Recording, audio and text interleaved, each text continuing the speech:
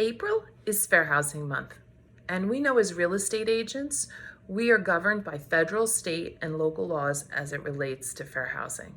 As realtors, we also have a code of ethics. But what I want to mention is we have, I believe, a much bigger obligation, and that's a moral obligation to fair housing. If we look back over time at the history of housing in this country, it was not a fair housing history.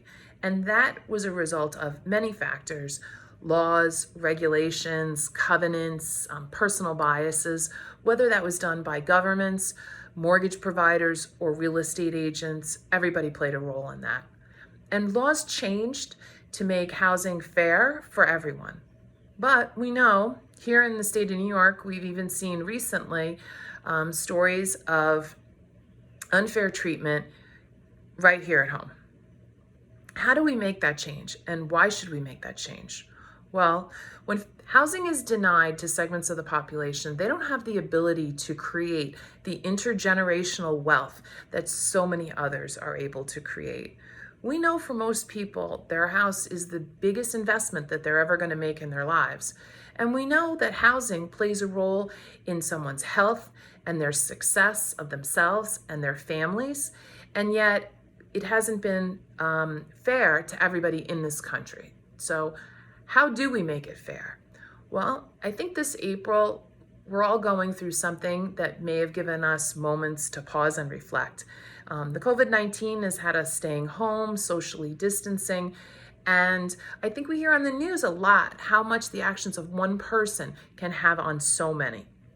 So someone who's not willing to comply with the social distancing could create a spread of this virus that could affect so many more that they never even say. Well, I think that's the same thing with fair housing. One real estate agent, through their illegal and unethical or immoral actions, can create a situation for someone and their family for generations. And they may not realize how deep that goes.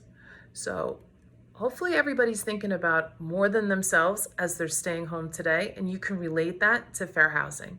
So when we get back out there, let's look beyond every single transaction and realize that we're affecting the future of generations far beyond where we're standing right now. So again, happy Fair Housing Month.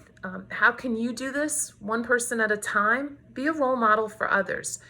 Share the importance of fair housing with the other people that you work with, that you come into contact with, as well as the public. And let's create a future that's promising for everyone.